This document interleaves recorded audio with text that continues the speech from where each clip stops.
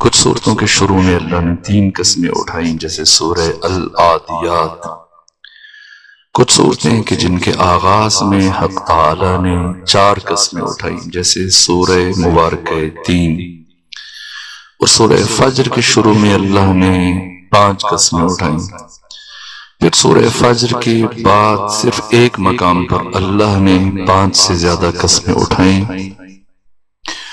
اور وہ سورہ مبارکہ شمس ہے کہ جہاں پروردگار نے بہم متوالی مسلسل بالاستیعاب 11 قسمیں اٹھائیں۔ کل 15 آیتیں سورہ شمس کی، اور 15 میں سے پہلی 7 آیتوں میں اللہ نے مسلسل 11 قسمیں اٹھائیں۔ گویا آدھا سورہ قسموں پر مشتمل ہے۔ سورہ شمس کے بعد جس سورہ میں اللہ نے سب سے زیادہ قسمیں اٹھائیں یہ سورہ مبارکہ فجر ہے، جس میں اللہ نے 5 قسمیں استعمال کی، اور سب سے پہلی قسم فجر کی، والفجر، مجھے فجر کی قسم، ولیال عشر، اور مجھے 10 راتوں کی قسم، والشفع والوتر، مجھے جفت کی قسم، جب سب ایک ساتھ تھے، ایک جان تھے، والوتر، اور مجھے طاق کی قسم، گویا جب کوئی تنہا رہ گیا، والفجر ولیال عشر والشفع والوتر واللیل اذا یسر، اور مجھے رات کی قسم جب وہ ڈھلنے لگے۔ یہ 5 قسمیں اٹھائیں حق تعالی نے، اور اس کے بعد پھر صاحبان خیرت، صاحبان عقل اور صاحبان فہم سے اور اولی الالباب سے خطاب کرتے ہوئے فرمایا حل فی ذالک قسم الذی حجر، کیا ان میں سے کوئی ایک قسم عقلاء کے لیے نہیں ہے؟ صاحبان عقل کے لیے کیا ان میں سے کوئی قسم وجود نہیں رکھتی؟ یا ایتھا النفس المطمئنہ، اے نفس مطمئنہ، ارجعی، لوٹ الی ربک، اپنے رب کی طرف، راضیۃ مرضیہ، اس حال میں کہ تو اس سے راضی ہے اور وہ تجھ سے راضی، فادخلی فی عبادی، تو میرے بندوں میں داخل ہو جائیے، وادخلی جنتی، اور میری جنت میں داخل ہو جائیے۔ اس سورہ سے متعلق ابو بصیر سے امام ششم نے فرمایا کہ اے ابو بصیر، تم اپنی واجب اور مستحب نمازوں میں سورہ فجر کی تلاوت کیا کرو۔ ابو بصیر نے استفسار کیا فرزند رسول، کوئی خاص وجہ جس کی بنا پر آپ فرما رہے ہیں کہ میں سورہ فجر پڑھا کروں؟ فرمایا اس لیے کہ یہ سورہ میرے جد بزرگوار حسین ابن علی سے متعلق ہے۔ کیا فرزند رسول، اس میں تو پروردگار قوم عاد، قوم سمود اور فرعون اور فرعونیوں کا ذکر فرما رہا ہے، تو کس طرح سے یہ سورہ آپ کے جد بزرگوار سے متعلق ہے؟ فرمایا اس سورہ کی جو آخری 4 آیتیں جن میں حق تعالی خطاب فرما رہے، یا ایتھا النفس المطمئنہ، یا نفس مطمئنہ سے مراد میرے جد بزرگوار حضرت امام حسین علیہ السلام، اس عالم ہستوود میں، اس عالم آبوگل میں، اس بزمگیتی اور کائنات میں نفس مطمئنہ کا بارز ترین مصداق سرور و سالار شہیدان، امام عزت، امام حریت، امام انقلاب، سید الشہداء حسین ابن علی علیہ آلہ و تحیت و ثنا کی شخصیت ہے۔ یہاں تک کہ دوستوں نے گواہی دی، دشمنوں نے گواہی دی۔ روز عاشور استاد حق شہید مرتضی مطہری نے بیان کیا کہ ایک طرف ہزاروں کا لشکر ہے اور دشمن کی بڑی تعداد، اور وہ لمحہ کہ جس میں آقا حسین بالکل تنہا زخموں سے چور، بھوکے اور پیاسے، اور سارے عزیز رشتہ دار، بھتیجے، بیٹے، بھائی، صحابی سب شہید ہو گئے۔ اس لمحے جو شے دشمن کو خائف کیے ہوئے تھی اور پریشان رکھ رہی تھی، وہ حسین ابن علی علیہ آلاف التحید والثناء کے چہرے کی تمانیت اور نورانیت، اور دشمن اس چیز پر مضطرب تھا اور اس کا اضطراب بڑھ رہا تھا کہ آخر کیا وجہ ہے کہ جیسے جیسے حسین ابن علی پر مصیبتوں کے پہاڑ ٹوٹ رہے ہیں، ویسے ویسے آپ کے چہرے کی بشاشت اور طمانینت اور اطمینان اور نورانیت میں اضافہ ہو رہا ہے۔ یہاں تک کہ شہید مطہری نے لکھا کہ یزید ابن معاویہ کی فوج کا ایک رپورٹر جو شام سے آیا تھا، اور جسے یزید نے بطور خاص شام سے بھیجا تھا کہ مجھے شمس ربعی پر، عبید اللہ ابن زیاد پر، عمر ابن سعد پر، حرملہ پر، محمد بن اشعث پر، قیس بن اشعث، ان افراد پر مجھے اعتماد نہیں، اپنے سپہ سالاروں پر، اپنے جرنیلوں پر، جاؤ کوفہ پہنچو اور میرے دشمن حسین ابن علی کے ایک ایک حرکت و سکون کو ضبط کرو، تحریر کرو، محفوظ کرو، اور مجھے آ کے بتاؤ کہ اس مارکے میں یزید کو نہیں معلوم تھا کہ کربلا میں اس طرح سے تصادم ہوگا، وہی خیال کر رہا تھا کہ حسین ابن علی کوفہ تک پہنچ جائیں گے۔ کہا کوفہ میں تم دیکھنا جب جنگ ہوگی تو میرے ساتھیوں نے کیا کردار ادا کیا، حسین اور حسین کے ساتھیوں نے کیا کردار ادا کیا، بالخصوص حسین ابن علی کے ایک ایک حرکت و سکون پر تم گہری نظر رکھنا۔ یہاں تک کہ یزیدی فوج کا رپورٹر 2 محرم کو کربلا پہنچ چکا تھا، ادھر امام حسین خیمہ زن ہوئے، یہاں برابر جو بھی چیز دیکھ رہا ہے لکھے جا رہے ہیں۔ یزیدی فوج کا رپورٹر دن گزر رہے ہیں، بالخصوص اس کی نگاہیں گڑی ہیں امام حسین علیہ السلام کی شخصیت پر، جو دیکھتا ہے لکھتا ہے کہ آقا چلتے کیسے ہیں، بولتے کیسے ہیں، گفتگو کیسے کرتے ہیں، دشمنوں کے ساتھ کیا بات کر رہے ہیں، دوستوں کے ساتھ کیا رویہ ہے، عبادت کیسے کرتے ہیں، باقی معاملات کیسے ہیں، آپ کا اخلاق، باقی آپ کے نظریات، اقوال، گفتار، ایک ایک چیز کو محفوظ کر رہا ہے، لکھ رہا ہے۔ یہاں تک کہ روز تاسوعہ گزرا 9 محرم، اور جب 10 محرم کا دن آیا تو اس کی کیفیت مسلسل بدل رہی ہے، جسے خود یزید نے بھیجا۔ جیسے جیسے وقت گزر رہا ہے اس میں اضطراب بڑھ رہا ہے، یہاں تک کہ وہ لمحات کہ جب امام حسین کی شہادت کا وقت قریب آیا تو یہ دوڑتا ہوا عمر ابن سعد کے پاس پہنچا، اور پہنچ کے کہا کہ اے عمر سعد، مجھے اجازت دو کہ میں اس زخمی کو ایک گھونٹ پانی پلا دوں۔ عمر ابن سعد نے جب اس کی بات سنی انتہائی تعجب سے دیکھا کہ تمہیں یزید نے بھیجا ہے، تو یزید کی طرف سے آیا ہے، اور یہ دشمن ہے، سب سے بڑا دشمن یزید ابن معاویہ کا، اور تو یزید کے دشمن کو پانی پلانا چاہ رہا ہے، آخر کیوں، کیا وجہ ہے؟ کہ ڈرو نہیں، گھبراؤ نہیں، میرے پاس مال دنیا میں سے جو کچھ ہے وہ سب کا سب اٹھا کر میں تمہیں دے دوں گا، اور یقین رکھو جب میں یزید کے پاس واپس جاؤں گا تو یزید کے سامنے تمہاری شکایت نہیں کروں گا، بس مجھے تم 2 گھونٹ پانی پلانے دو۔ اس نے کہا آخر بات کیا ہے کہ تم میری ضمانت دینے پہ آمادہ ہو گیا، اپنی آج تک کی کمائی جمع پونجی مجھے دینے کے لیے تیار ہو گیا، آخر اس زخمی کو 2 گھونٹ پانی پلا کے تمہیں کیا ملے گا؟ تو یزید ابن معاویہ ابن ابو سفیان کی فوج کے رپورٹر کی الفاظ کہ عمر ابن سعد میں 2 محرم سے برابر 8 دن سے اس فرد کو دیکھ رہا ہوں بہت قریب سے، اس کا ایک ایک عمل، حرکت و سکون، گفتار و رفتار سب ملاحظہ کر رہا ہوں، لیکن آج 10 محرم کو جو میں اس انسان کے چہرے پر عجیب سا نور اور اطمینان مشاہدہ کر رہا ہوں، مجھے لگ رہا ہے کہ اللہ کا انتہائی خاص بندہ ہے، اور اگر میں پانی کا یہ جام لے جاؤں اور یہ مجھ سے یہ جام قبول کر لیں، 2 گھونٹ پانی میرے ہاتھ سے پی لیں اور ایک نگاہ کرم میرے چہرے پر ڈال دیں، تو مجھے یقین ہے کہ اللہ میری پچھلی تمام خطاؤں کو معاف کر دے گا، اور اللہ جنت کو مجھ پر واجب قرار دے گا۔ جب یہ ساری باتیں سنی اور اطمینان کی شکایت نہیں کرے گا اور مال دنیا میں سب مجھے دے گا، عمر ابن سعد نے کہا جاؤ، اگر تم پانی پلانا چاہتے ہو میں رکاوٹ نہیں بنوں گا۔ اس نے جام اٹھایا، دوڑا شط فرات کی طرف، پانی سے جام بھرا۔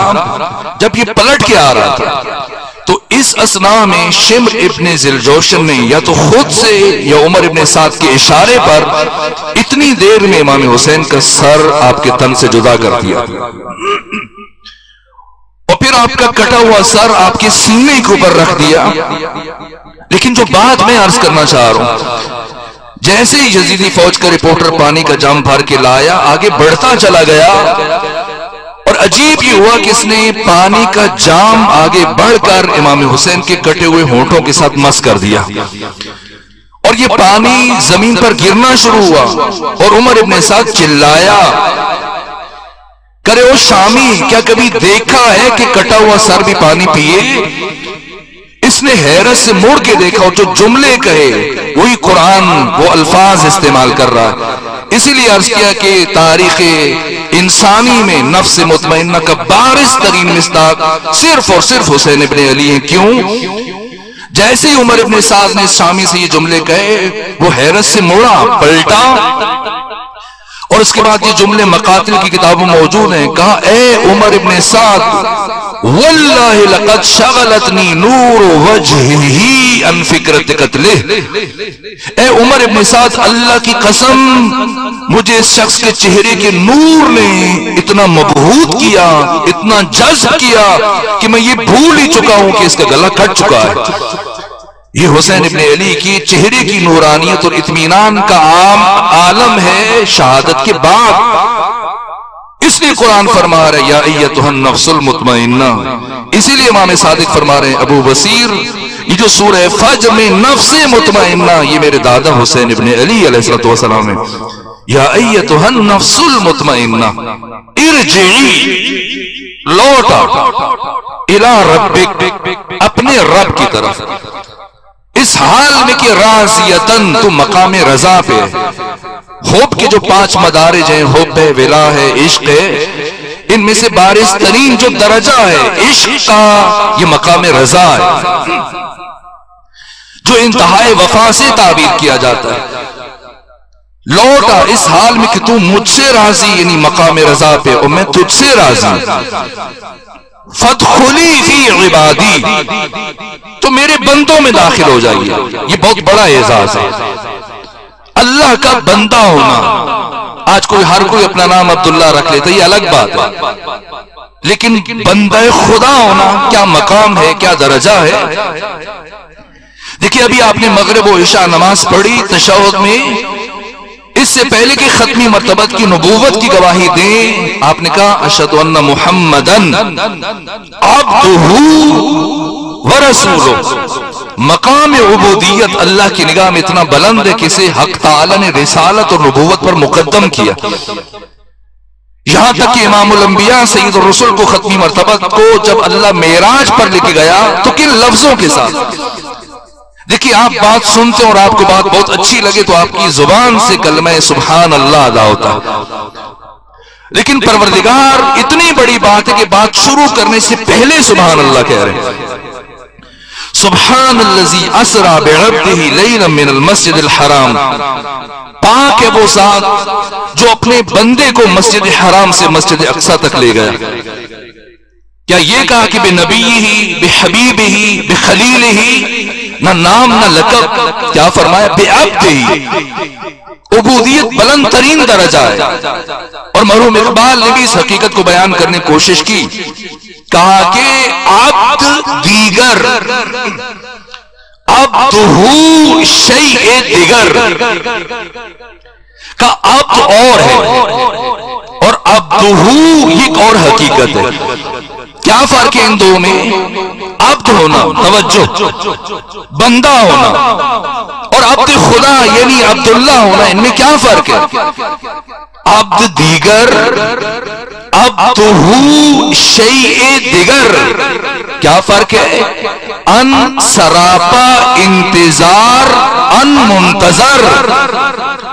عبد وہ ہے کہ جو کوئی طور پہ کھڑے ہو کر حق تعالی کی تجلی کا انتظار کر رہا ہے، اور عبد وہ ہے جس کا بزم عرش پر خود خدا انتظار کر رہا ہے۔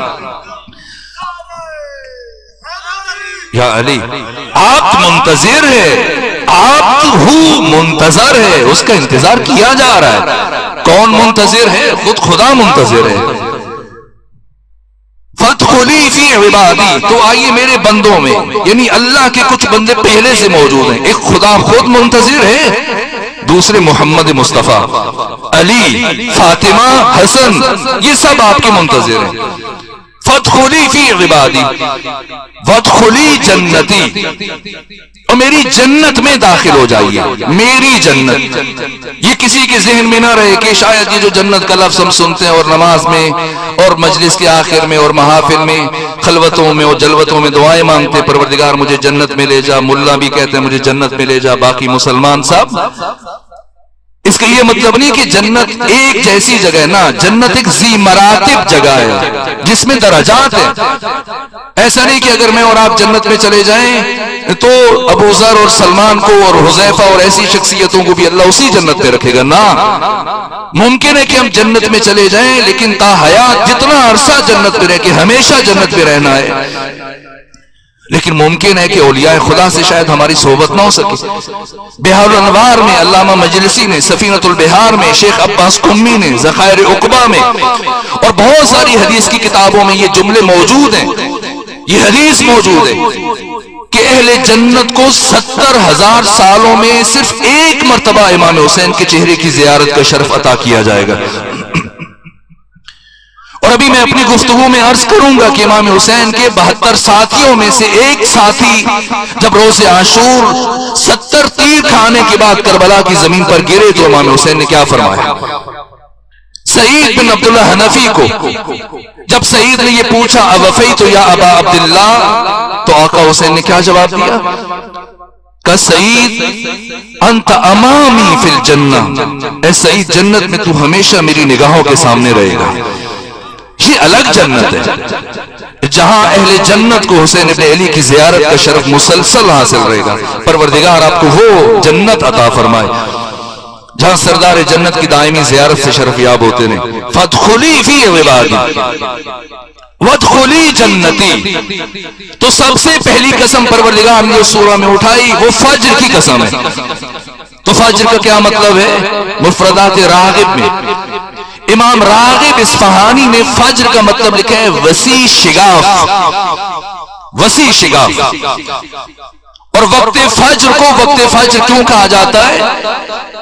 اس لیے کہ یہ لمحات رات کی تاریکی کے پردے کو چاک کر دیتے ہیں اور روشنی نمودار ہوتی ہے، پھوٹتی ہے، تاریکی ختم ہوتی ہے۔ اس وقت کو وقت فجر کہا جاتا ہے کہ جب تاریکی کو چاک کر دیا جائے، پھاڑ دیا جائے۔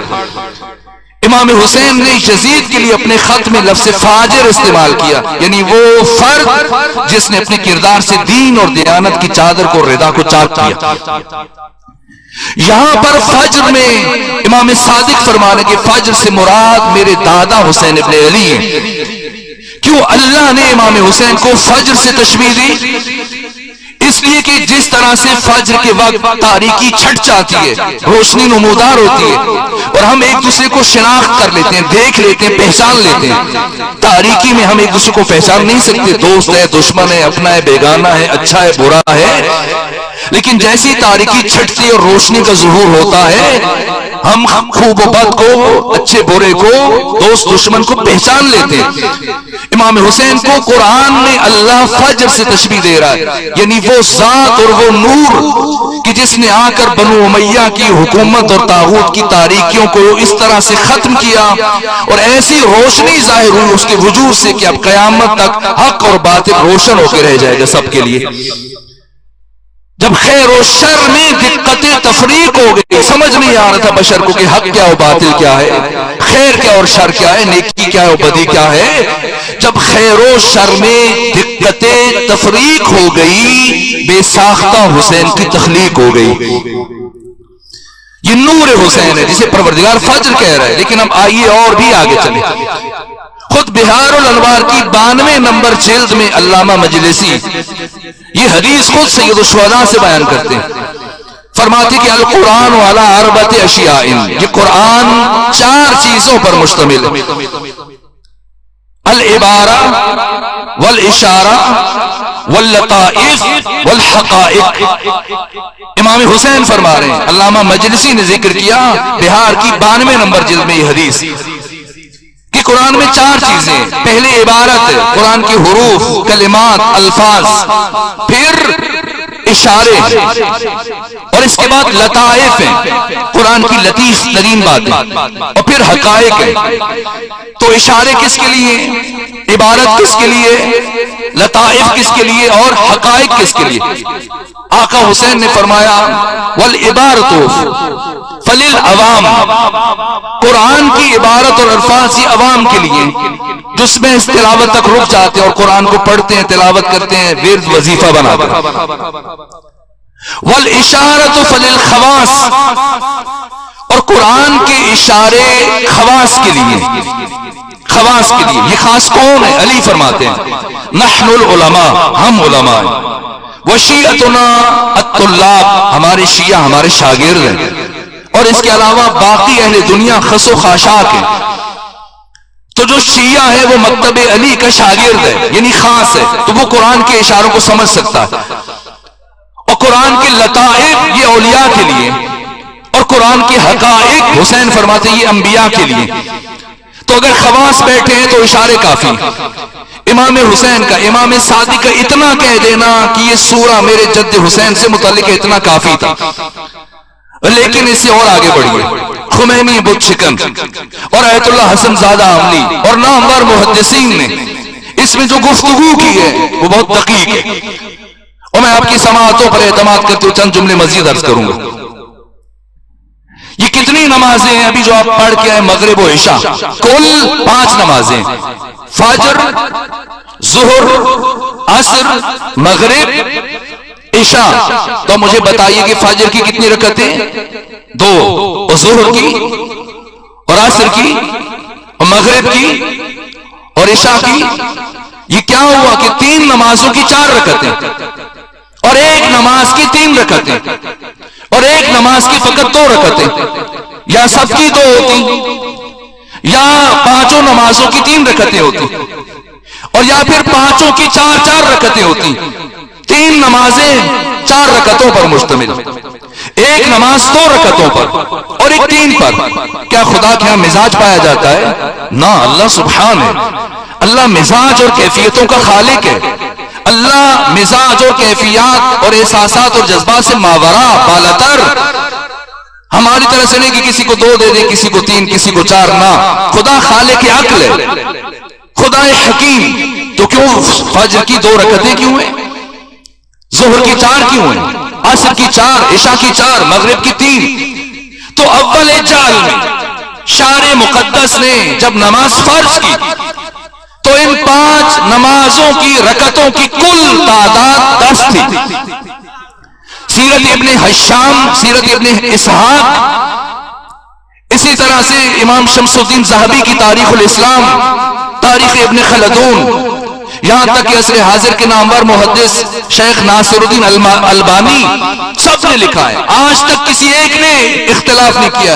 امام ابن جریر طبری نے، حتی ابن تیمیہ نے، ابن حزم الظاہری نے، مسعودی نے، یعقوبی نے، ابن اسیر نے اپنی تاریخ الکامل میں، اسی طرح سے ابن کثیر نے البدایہ والنہایہ میں پیغمبر کی سیرت لکھتے ہوئے سب نے لکھا کہ اول جعل میں جب نماز فرض ہوئی مکہ میں تو ان 5 نمازوں کی رکعتوں کی تعداد 10 تھی۔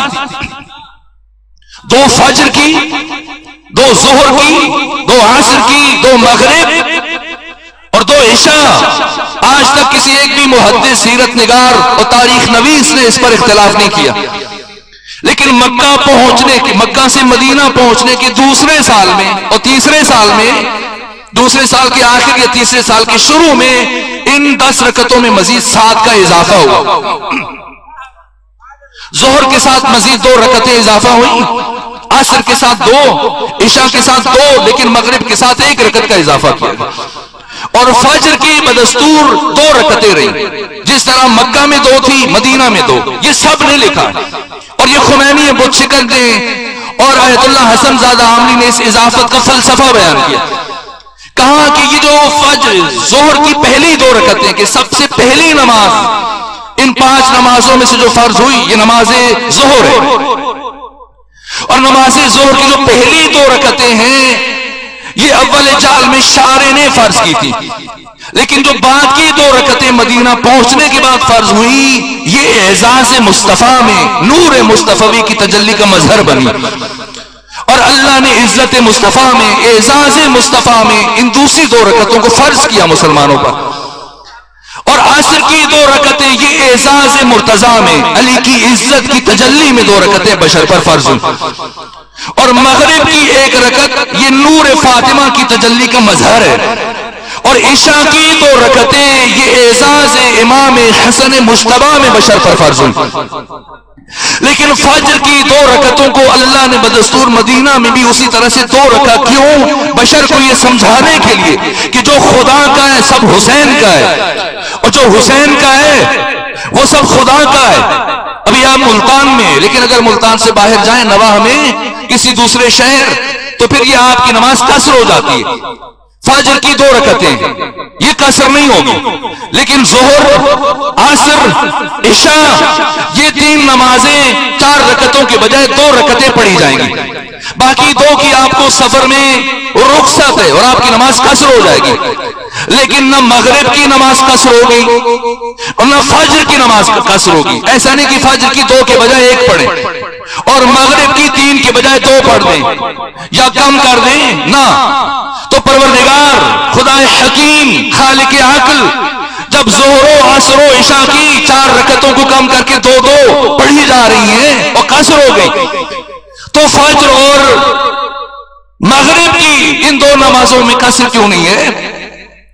بشر کو یہ سمجھانے کے لیے پروردگار یہ بتلانا چاہ رہا ہے کہ دیکھو میں اپنا حق بھی معاف کر سکتا ہوں، میں مصطفیٰ کا حق بھی معاف کر سکتا ہوں، میں علی کا حق بھی معاف کر سکتا ہوں، میں حسن مصطفیٰ کا حق بھی معاف کر سکتا ہوں، لیکن میں کبھی نہ حق فاطمہ معاف کر سکتا ہوں نہ حق حسین ابن علی کو معاف کر سکتا ہوں. ہر بشر مدیون ہے ذات فاطمہ زہرا سلام اللہ علیہا کا. ہر بشر مقروض ہے زحمت فاطمہ کا، انقلاب فاطمہ کا.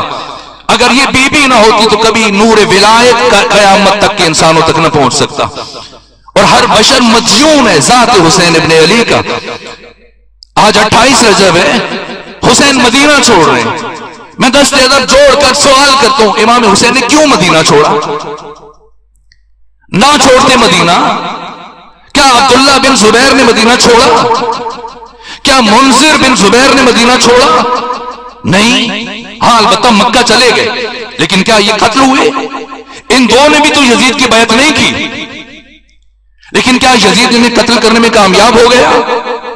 نہ، یزید 3 سال 8 مہینے 14 دن حکومت کر کے مر گیا. اور عبداللہ بن زبیر کی حکومت 11.5 سال تک چلی ہے.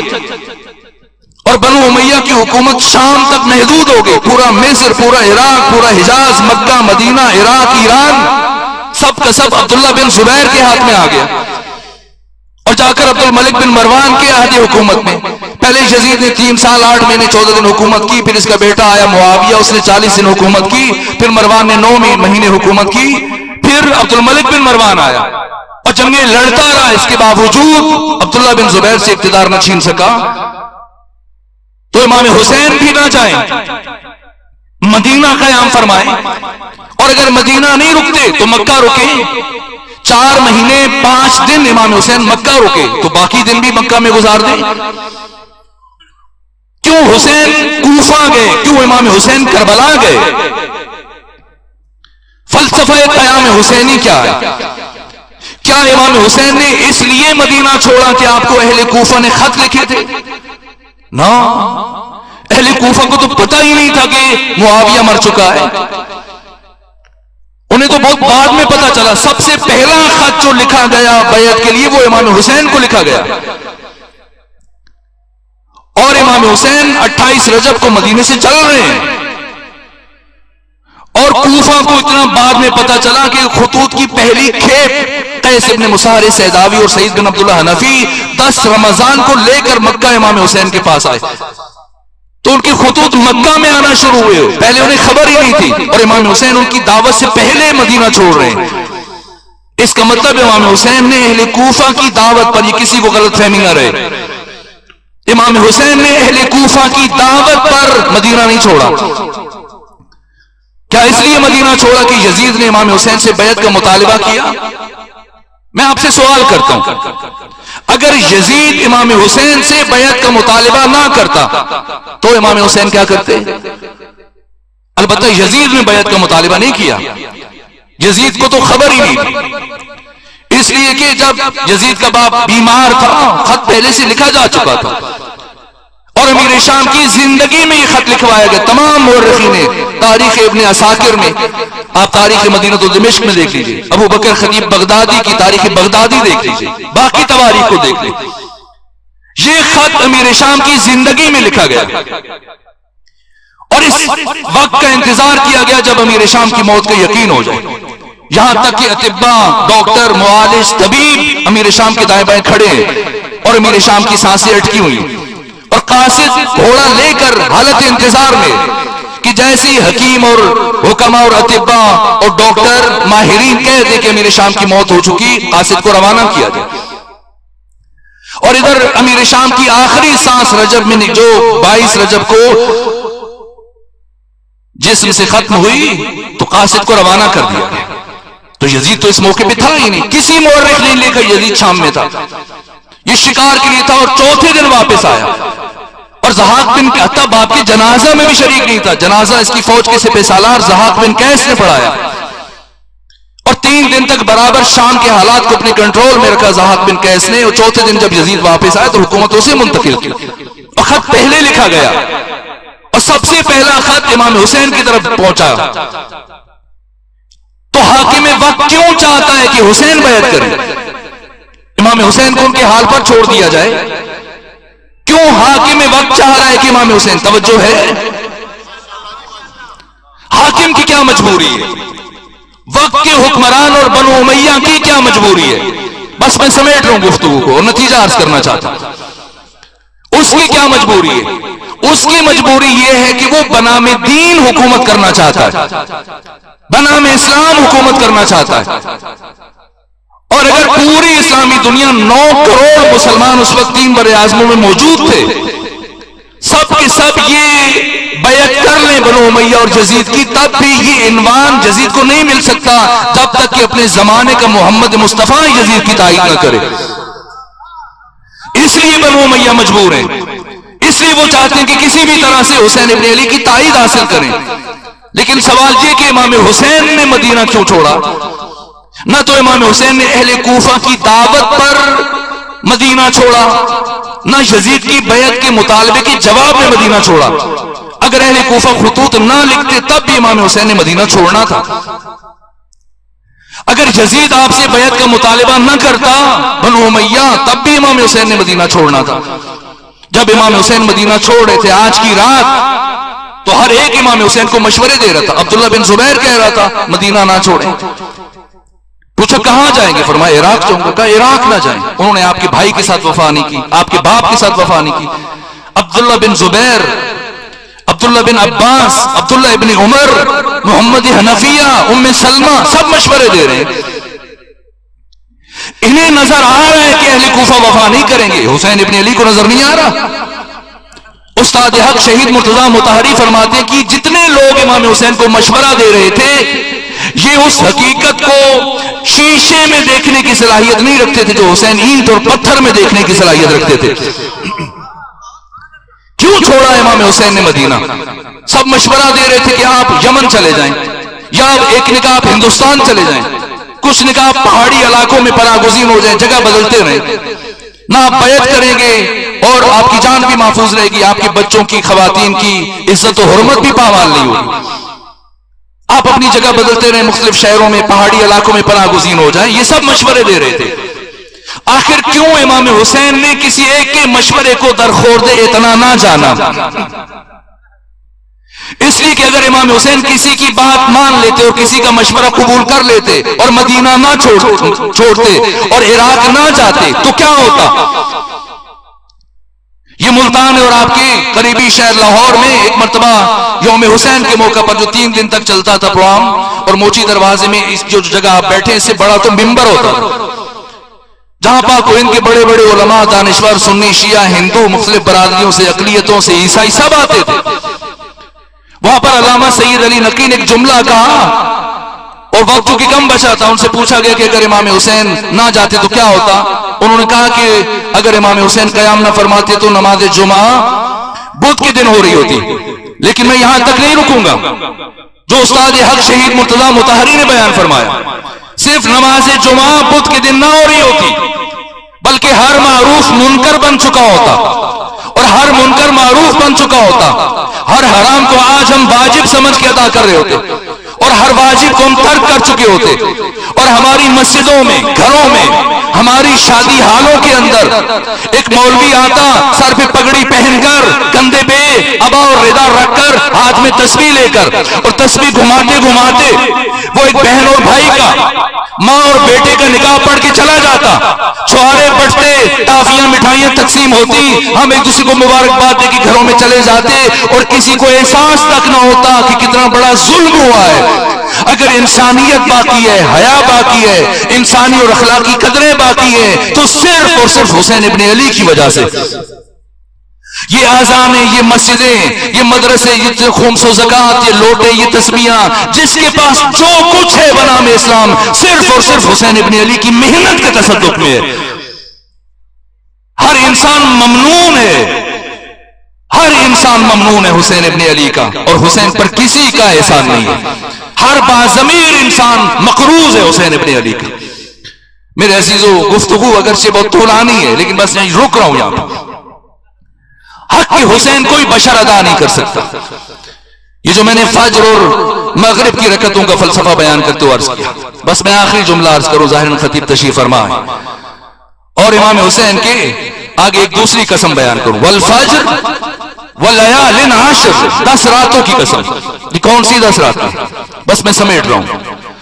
بعضوں نے کہا یہ ماہ ذی الحج کی پہلی 10 راتیں، اور کچھ نے کہا کہ ماہ رمضان کی آخری 10 راتیں، لیکن علماء، محققین اور اہل بیت کے پیروکار، علوم قرآن کے ماہرین نے بیان کیا کہ یہ 10 راتیں یہ ماہ مبارک محرم کی پہلی 10 راتیں جن کی اللہ قسم اٹھا رہے ہیں۔ کیا ہوا ان 10 راتوں میں؟ والفجر ولیال عشر، پھر کبھی والشفع والوتر، جب یہ سب ایک ساتھ تھے، جفت تھے، والوتر جب حسین تنہا رہ گئے، واللیل اذا یسر، 10 راتوں کی قسم اٹھانے کے بعد پھر اللہ رات کی قسم اٹھا رہے ہیں، رات کی قسم جب وہ ڈھلنے لگے۔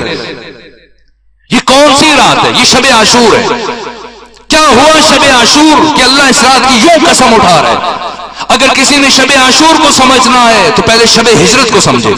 بس یہ آخری جملہ میرے عزیزو، جو شب ہجرت ہوا وہی کچھ شب عاشور ہوا۔ شب ہجرت میں کیا ہوا؟ شب ہجرت میں کسی نے اپنی جان بیچی اور خدا سے اس کی رضا خرید لی، اور قرآن نے سند جاری فرمائی، وَمِنَ النَّاسِ مَن يَشْرِي نَفْسَهُ ابْتِغَاءَ مَرْضَاتِ اللَّهِ، لوگوں میں سے ایک ایسا ہے جو اپنی جان خدا کو بیچتا ہے اور خدا سے اس کی مرضی خریدتا ہے۔ تو شب ہجرت علی نے خدا کو کیا بیچا؟ اپنی جان، نفس، اپنی زندگی، حیات، اس لیے کہ یقینی خطرہ تھا۔ باہر 10 ننگی تلواریں تھیں اور علی علیہ السلام اپنے حجرے میں، پیغمبر کے حجرے میں، پیغمبر کے بستر پر تھے۔ وہ ملتان شریف کا کوئی حجرہ نہیں تھا یا آپ کے گھروں میں جیسے کمرے ہیں کہ سائڈ ٹیبل پہ لیمپ پڑا ہے، اگر کوئی کھٹکا ہوا تو فوراً سے بٹن آن کیا اور روشنی ہو گئی۔ نہ، علی جس کمرے میں ہے روشنی کا انتظام نہیں ہے، باہر 10 ننگی تلواریں ہیں، اور اس انتظار میں کہ جیسے ابو سفیان، ابو جہل اور باقی افراد اشارہ کریں بڑے، وہ ٹوٹ پڑے اور جو بستر پہ ہے اس کے ٹکڑے اڑا دیں۔ اور ایسا نہیں کہ جب وہ تلواریں لے کے پہنچے تو علی کہ نا پیغمبر جا چکے، میں علی ہوں، نہ فرصت نہیں ہے۔ تو ایسی حالت میں علی ختمی مرتبت کے بستر پر سوئے، اپنی جان بیچی۔ ساری دنیا تجارت کرتی ہے، اس مجمع میں تجار موجود ہوں گے، دکاندار موجود ہوں گے، لیکن آپ دن کے اجالے میں یا پھر رات کی روشنی میں تجارت کرتے ہیں جاگتے ہوئے، لیکن علی اس کائنات کا وہ تنہا تاجر ہے جس نے رات نیند میں تجارت کی ہے۔ اور ساری دنیا مل کر جن کی روشنی میں وہ نہ کما سکے جو علی ابن ابی طالب نے رات سو کر کمایا ہے. کیا بیچا علی نے؟ کیا بیچا شب ہجرت علی علیہ السلام نے؟ اپنی جان بیچی. اور کیا خریدا؟ اللہ کی رضا. اب جب علی نے اپنی جان بیچ دی، نفس بیچا، تو علی کی جان اور علی کا نفس کہاں ہے؟ خدا کے پاس. اور جو اللہ نے رضا دے دی، کس کے پاس ہے؟ جس نے خریدی ہے وہ علی. تو نفس علی خدا کے پاس شب ہجرت کے بعد، اور رضائے خدا علی کے پاس. تو آج آپ اپنے کورس اور نصاب کی کتابوں میں ہمارے بچوں کو جو پڑھا کے یہ سکھانا چاہتے ہیں کہ فلاں کی بیعت کر لی اتنے برس بعد علی نے، تو اس آیت کو پھر قرآن سے نکال دیجئے جس میں خدا فرما رہے کہ شب ہجرت جو تجارت ہوئی ہے، اس تجارت کے بعد نفس علی خدا کے پاس اور رضائے خدا علی کے پاس. اب اگر کسی کو اتنا ہی شوق ہے علی سے بیعت لینے کا تو خدا کے پاس جائے، اسی کے نفس علی وہاں ہے. اور اگر کسی کو رضی اللہ بننے کا شوق ہے تو علی کے دروازے پر آ جائے. جس کا سر علی کے دروازے پر جھک جائے وہ رضی اللہ ہے. لیکن جو علی کے مقابلے میں آ جائے رضی اللہ تو نہیں بنے گا، لعنت اللہ ضرور بن جائے گا.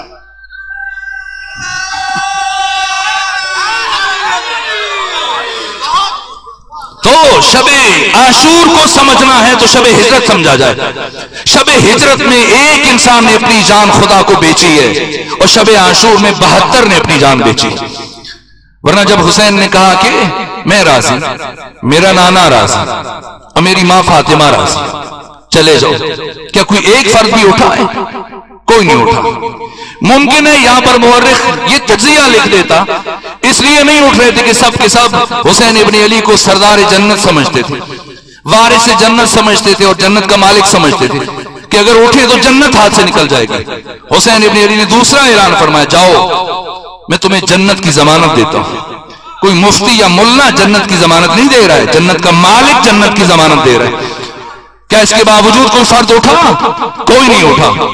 اب ممکن ہے کہ مورخ لکھتا کہ آنکھوں کی شرم مانے تھی، تو کس طرح سے اس روشنی میں حسین کو نرغہ اعدا میں گھرا چھوڑ کے چلے جائیں. تو اب آقا نے تیسرا کام کیا، فرمایا بیٹا علی اکبر چراغ خیمہ گل کر. جناب علی اکبر نے چراغ خاموش کیا، ایک چراغ بجھا، 72 چراغ جل اٹھے. اور تھوڑی دیر کے بعد جب چراغ روشن کیا گیا، سب سے پہلے رسول اسلام کے بوڑھے صحابی حبیب ابن مظاہر کھڑے ہوئے. کہ فرزند رسول آپ فرما رہے ہیں ہم چلے جائیں، بتائیں اگر آج آپ کو چھوڑ کے چلے جائیں قیامت کے دن آپ کی ماں فاطمہ کو کیا منہ دکھائیں گے؟ آپ کے نانا محمد مصطفیٰ کو کیا منہ دکھائیں گے؟ فرمایا حبیب بیٹھ جائیے. پھر زہیر ابن قین کھڑے ہوئے. کہا فرزند رسول اگر مجھے اس طرح سے قتل کیا جائے کہ نیزہ و شمشیر کے ساتھ میرے جسم کے ٹکڑے ٹکڑے ہو جائیں اور پھر ان ٹکڑوں کو جمع کر کے آگ لگا دی جائے اور جب میرا سارا جسم جل جائے تو راکھ کو بکھیر دیا جائے اور پھر مجھے زندہ کیا جائے اور اسی طرح سے مارا جائے، یہاں تک کہ 70,000 مرتبہ مجھے اسی طرح سے قتل کیا جائے پھر اٹھایا جائے، تب بھی میری صرف ایک خواہش ہوگی کہ میں اپنی جان آپ کے قدموں پر نچھاور کر دوں. اور پھر عابس ابن شبیب شاکری اٹھے اور کہا فرزند رسول یہ دنیا فانی ہے، اگر فرض کر لیں کہ جہان ابدی ہے اور یہ بھی فرض کر لیا جائے کہ ہم نے اس جہان میں ہمیشہ رہنا ہے، تب بھی ہم اپنی جانیں آپ کے قدموں پر قربان کر دیں. اور اس کے بعد سعید بن عبداللہ حنفی کھڑے ہوئے اور کیا عجیب جملہ کہا، کیا عجیب جملہ کہا فرزند رسول آپ فرما رہے ہیں چلے جائیں، ایک بات کا جواب دیجیے ہم چلے جاتے ہیں. کیا کہا فرزند رسول آپ بتائیے جن افراد کو ان کی ماؤں نے پیدا ہی اسی دن کے لیے کیا تھا وہ آپ کو تنہا چھوڑ کے کیسے چلے جائیں؟ جیسے یہ جملے سنے فرزند رسول نے فرمایا انی لا اعلم اصحابا اوفا من اصحابی، میرے علم میں نہیں ہے کوئی ایسے اصحاب جو میرے اصحاب سے زیادہ باوفا. کسی نے مرحوم اظہر حسن زیدی سے پوچھا کہ بتائیں اصحاب رسول میں اور اصحاب حسین میں کیا فرق ہے؟ کہ کوئی فرق نہیں، ایک فرق ہے. کہ کیسا فرق؟ کہ ایک لفظ کا فرق ہے. کہ وہ کیسا؟ کہا کہ رسول 9 سالوں میں 27 جنگوں میں شرکت کی بنفس نفیس، کہتے رہے بلاتے رہے اپنے ساتھی کو آؤ، کوئی نہیں آیا. حسین ساری رات فرماتے رہے جاؤ، کوئی نہیں اٹھا. کیا عرض کروں، وقت ختم ہوا. ان 72 میں سے میں صرف ایک کی بات کروں، سعید بن عبداللہ حنفی، کتنے تھکے ہوئے ہیں، کتنا سفر کیا۔ سب سے پہلے قیس ابن مسہر سیداوی کے ہمراہ چلے، اہل کوفہ کے خطوط لے کر مکہ امام حسین کے پاس 10 رمضان کو 300 فرسخ کا فاصلہ طے کیا۔ پھر ادھر سے جناب مسلم بن عقیل کو اپنے ہمراہ لے کے آئے اور امام حسین نے فرمایا کہ مدینے سے ہو کے جانا، تو اب یہ 300 سے زیادہ ہو گیا، 300 فرسخ۔ اور پھر تیسری مرتبہ مسلم بن عقیل کا خط لے کے گئے مکہ امام حسین کے پاس 900 فرسخ، اور چوتھی مرتبہ امام حسین کا خط لے کے آئے مسلم بن عقیل کے لیے، یہ 650 فرسخ بنتا ہے، 1250 فرسخ، یعنی کم سے کم 6500 کلومیٹر، 6500 کلومیٹر کا سفر طے کیا گھوڑے کی پوست پر کہ آپ کے باقی ساتھی شہید ہو گئے۔ اب شب عاشور کے جاگے ہوئے، اور ایسا نہیں کہ جاگ کے آرام کیا، نہ، ساری رات خیام کے گرد خندق کھودتے رہے، 5 گز چوڑی اور 5 گز گہری خندق کھودی گئی تاکہ حسین ابن علی کی شہادت کے بعد دشمن اچانک سے حملہ آور نہ ہو سکے، بیبیوں کو سنبھلنے کا موقع مل جائے، صرف ایک راستہ چھوڑا گیا۔ اور پھر باقی کا جو وقت بچا، امام حسین کے باقی اصحاب کے ساتھ مل کے جنگل سے جھاڑیاں کاٹ کے اس خندق کو بھرا، تاکہ وقت رخصت امام حسین نے اس خندق کو آگ لگا دی تھی لکڑیوں کو، تاکہ دشمن اچانک سے حملہ آور نہ ہو سکے۔ اتنا سفر کر کے تھکے ہوئے، شب عاشور کے جاگے ہوئے، 3 دن کے بھوکے اور پیاسے، اور روز عاشور جب ابو ثمامہ سائلی نے امام حسین کی بارگاہ میں عرض کیا، فرزند رسول زوال ہو گیا، جی چاہتا ہے آپ کی ابتدا میں نماز پڑھ لیں، اپنی آخری نماز ادا کر لیں۔ امام نے فرمایا، حشرک اللہ من المصلین، اللہ تجھے نمازیوں میں معشور کرے، جاؤ عمر ابن سعد سے بات کرو۔ عمر ابن سعد نے کیا جواب دیا؟ پہلے قبول کیا، لیکن بیٹے کی مداخلت پر کیا کہا کہ حسین سے کہو تمہاری نماز قبول نہیں کہ پڑھنے کی اجازت دی جائے۔ اب یہاں پر امام حسین نے اپنی نماز پڑھی، اور کون سی نماز؟ نماز خوف۔ کوئی اس لفظ سے پریشان نہ ہو۔ اور ممکن ہے مومن کے ذہن میں سوال آتا ہے کہ حسین ابن علی حامل نفس مطمئنہ، کائنات کے شجاع ترین انسان، سید مہدی بحرالعلوم فرماتے ہیں کہ میرے لیے طے کرنا مشکل ہے کہ علی بڑے شجاع ہیں یا علی کے فرزند حسین ابن علی بڑے شجاع ہیں۔ کربلا میں امام حسین کی شجاعت کو بیان کیا۔ نماز خوف ایک فقہی اصطلاح ہے، یہ 4 رکعتی نماز 2 رکعتی پڑھی جاتی ہے، اور اس کی ترتیب کیا ہے؟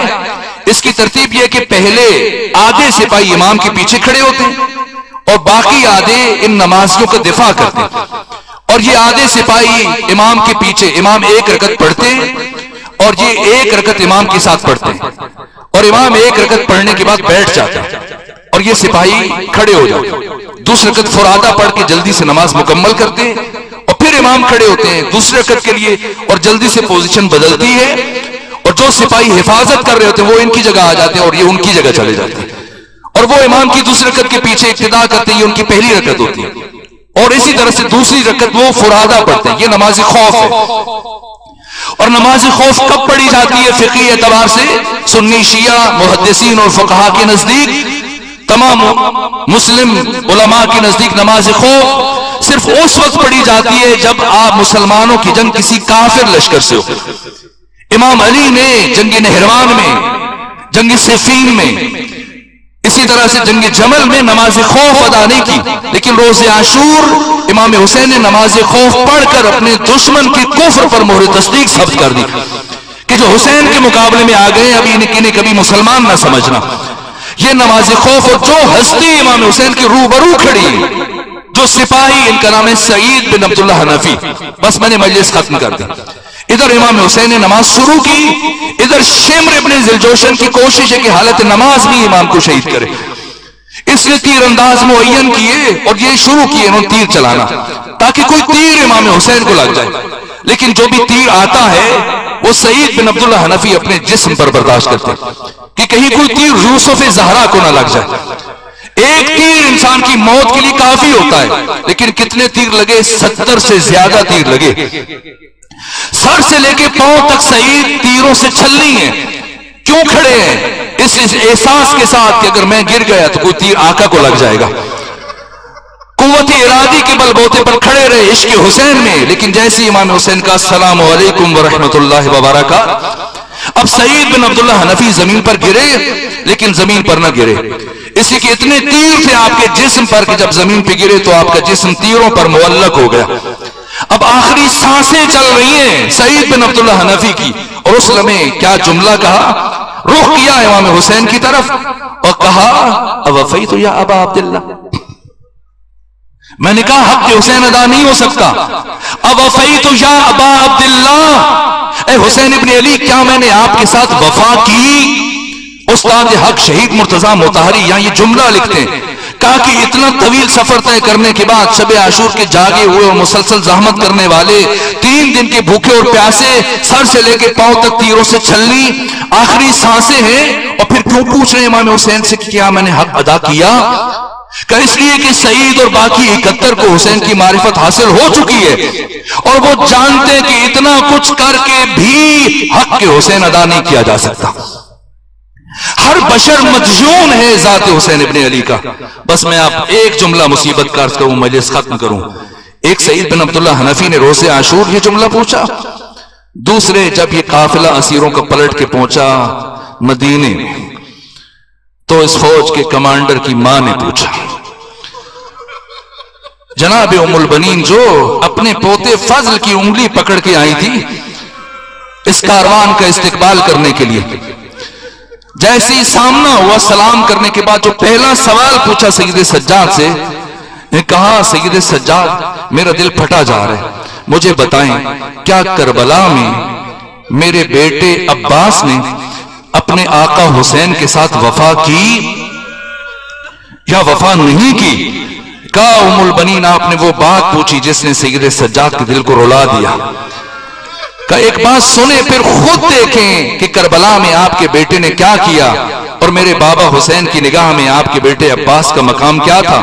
کہ سید سجاد بتائیے کہ جب ہمیں اسیر کر کے کربلا سے شام کی طرف لے جا رہے تھے تو راستے میں عمر ابن سعد کی سواری میری سواری کے ساتھ چل رہی تھی، اور اسی اثناء میں ایک مرتبہ عمر ابن سعد نے میرے بابا کے قاتل شمر ابن ذوالجوشن کو بلایا، اور اسے بلانے کے بعد میرے بابا کے قتل کی کیفیت پوچھی کہ بتا تو جب حسین کو شہید کرنے گیا تھا تو تمہاری کیا بات ہوئی تھی حسین سے، اور حسین نے کیا گفتگو کی، اور اس وقت حسین کی حالت کیا تھی، اور کیا حسین نے کچھ بات کی تھی تم سے؟